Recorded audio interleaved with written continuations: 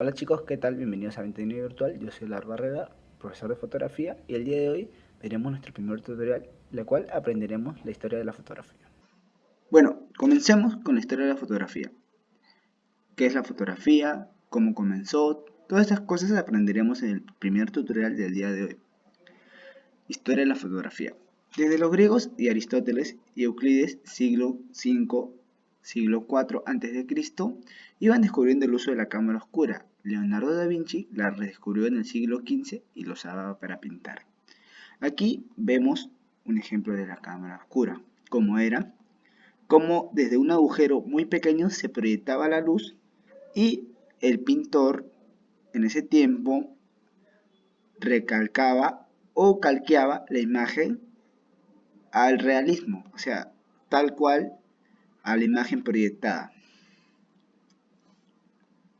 Sigamos. En el principio, la cámara oscura funciona parecido al ojo humano. Con respecto a la imagen, introduce en el globo ocular a través de una capa transparente de tejido situada en la parte anterior del ojo que se denomina córnea, la cual eso hace que la imagen literal la veamos volteada. Pero al momento de entregarla, obviamente se la entregaban de una forma correcta y bien detallada. Continuamos. La retina convertía que los rayos de luz en impulsos eléctricos viajaban por el nervio óptico hacia el cerebro, donde finalmente se percibía la imagen. ¿Cómo comenzó la cámara oscura? ¿Cómo es? En una habitación completamente oscura se hacía el pequeño agujero de uno de sus lados, con la cual se proyectaba la imagen al lado opuesto de manera invertida. Como les comenté hace un ratito, así comenzó la fotografía, con una cámara oscura. Así comenzó. Aquí podemos ver, mayormente esto lo hacían las gente de alto mando, las realezas, ya que no era nada cómodo y también era solo para la gente de que tenía un poder socioeconómico en esos tiempos. El matemático árabe Alsen estudió la cámara oscura, proyección estereoscópica, en una cámara sin lente con una abertura muy pequeña de 0.5 con obturador de material que no deja pasar la luz en tiempo de exposición de 5 a 1 hora de proyección sobre materia fotosensible. Aquí vemos algunos ejemplos que un matemático hizo. Con una cajita muy pequeña hizo un pequeño agujero en la parte de acá y vio cómo vio cómo proyectaba y entraba la imagen por un pequeño agujero hacia la caja. Aquí podemos ver el ejemplo. Incluso hasta el día de hoy en los museos fotográficos podemos ver y apreciar las cámaras oscuras. Entramos y podemos apreciar cómo se ve. Aquí algunas imágenes que se hicieron con cámara oscura, de la cámara de cuarto oscuro. Y bueno, sigamos. Sigamos con Nitz, quien inventó junto a Daguerre el primer proceso fotográfico que se conoce con el nombre de heliografía, que permitió plasmar una imagen permanente con la luz solar. Antes de la fotografía se llamaba heliografía. Antes de llamarse fotografía se llamaba heliografía, que permitía plasmar una imagen permanente con la luz solar. En 1816 probó colocar papel sensible en el fondo una cámara oscura y se dio cuenta que el papel oscurecía en lugares donde incidía la luz, creando así una impresión al negativo. El negativo en la fotografía es conocido como blanco y negro. Al final sí se ponía el papel a la luz, pues este se oscurecía por completo. Llame a estas imágenes retines. En 1822 descubrió que si untaba asfalto o betún de Judea, pigmento mineral de petróleo, usado en la litografía, al papel la imagen se hacía permanente al contacto con la luz, bautizando su invento como heliografía. Chicos, como ustedes mismos ven, antes de fotografía se llamaba heliografía, se le conocía como heliografía. Continuamos. Esta es una de las fotos que se hizo heliográficamente, la primera fotografía que se conserva y el original está en un museo de la Universidad de Texas. El tiempo de exposición fue de 8 horas. 8 horas para hacer esta foto. O sea, 8 horas para hacer esta foto. ¿Pueden creerlo? Ya pasamos de la pintura que era una cámara oscura, a una primera fotografía.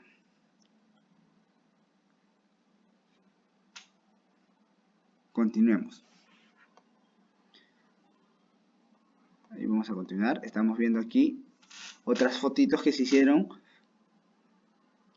con la heliografía en negativo, reveladas ya.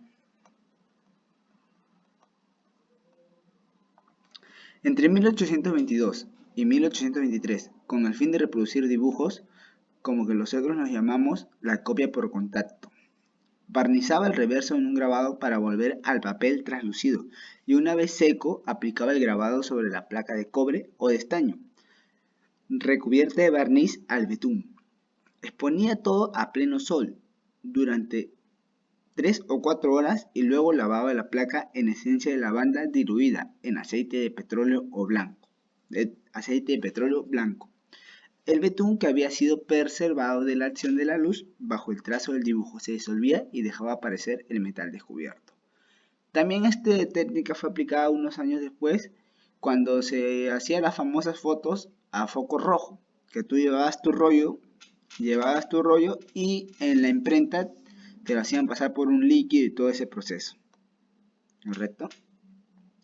En cambio, la luz transmitida a través del papel translúcido había vuelto a betún insoluble, el cual permanecía sobre la placa después de lavado con la esencia. La imagen en betún era el negativo del dibujo, el fondo era de color pardo de betún y las líneas eran metal puesto al desnudo. Luego ideó un método que permitía tener un dibujo grabado en el metal en el principio, que era la placa que aportaba la imagen. Entonces, ¿qué estamos viendo acá? Que cada vez él iba perfeccionando la impresión, se podría decir así, llámese así, la impresión de la fotografía, que en ese tiempo todavía no era fotografía, se llamaba heliografía. En 1823 no existía todavía el grabado de ácidos hechos de metal, sino en piedras litográficas. Un impresor de Dijon efectuaría copias sobre el papel de estas piedras, confirmando que su método permite después de la reproducción. En 1800 graba sus imágenes sobre cobre y en 1826 sobre estaño. Y en 1827, debido a las dificultades para grabar imágenes con tonos continuos obtenidos en la cámara oscura, abandonara el grabado al ácido.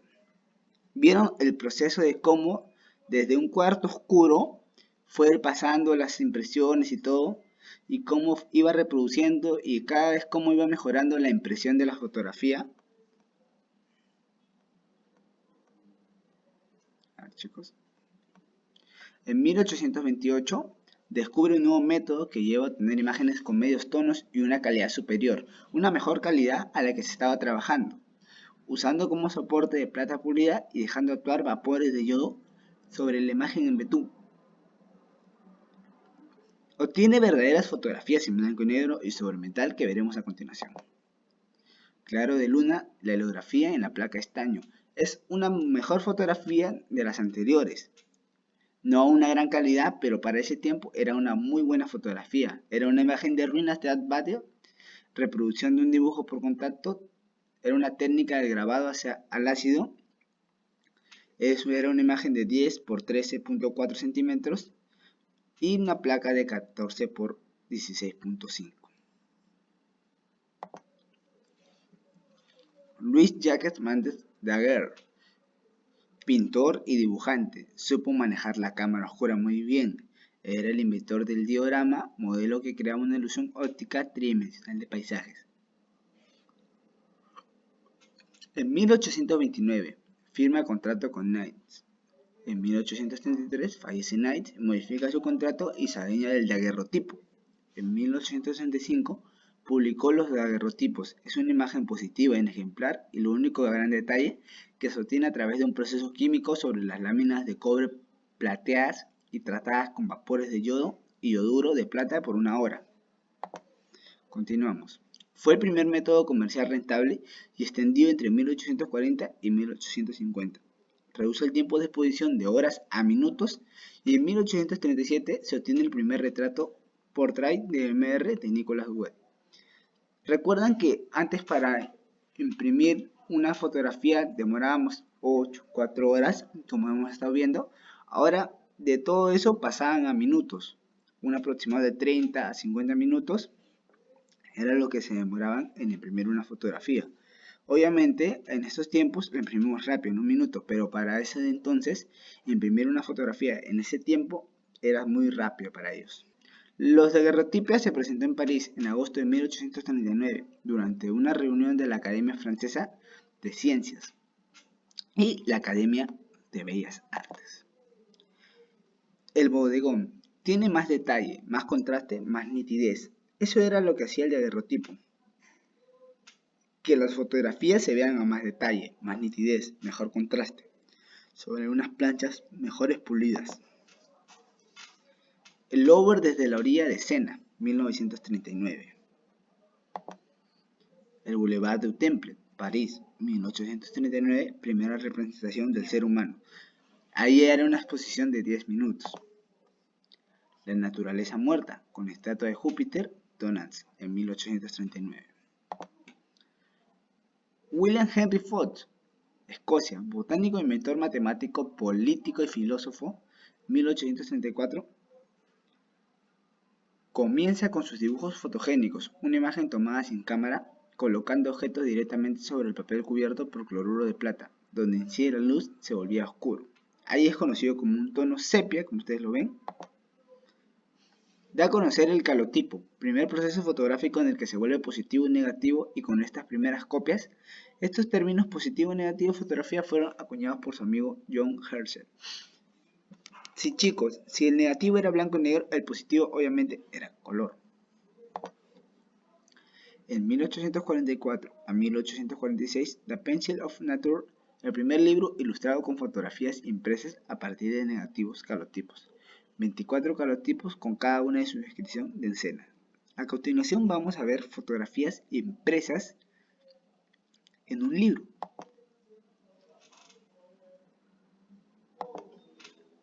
Hemos visto la escalera, como ustedes pueden ver acá, la puerta abierta, 1844. Para ese tiempo eran unas grandes fotografías, eran unas excelentes fotos. El Hallstatt, la construcción de columna de Nelson, el Saint Pictures que estaba en un segundo libro. Ahora vamos a Hipólito Bayard, Francia, 1801-1887. Considerado el padre de la fotografía, fundó Sociedad Heliográfica y Sociedad Francesa de Fotografía. Él es conocido como el padre de la fotografía. En 1839 organizó la primera exposición fotográfica.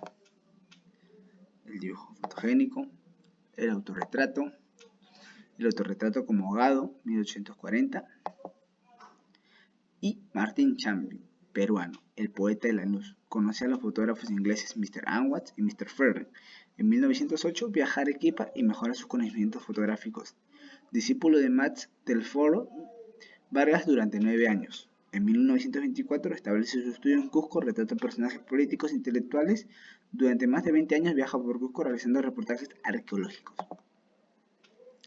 Aquí vemos una fotografía de él en el Machu Picchu.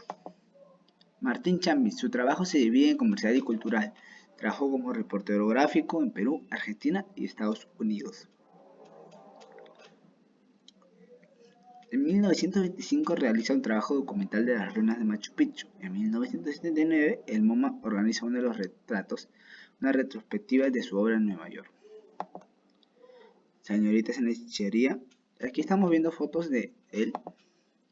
Mujer con un álbum en 1920. Con el gigante de Paruro. La piedra de los 12 ángulos. Amigos en Penique.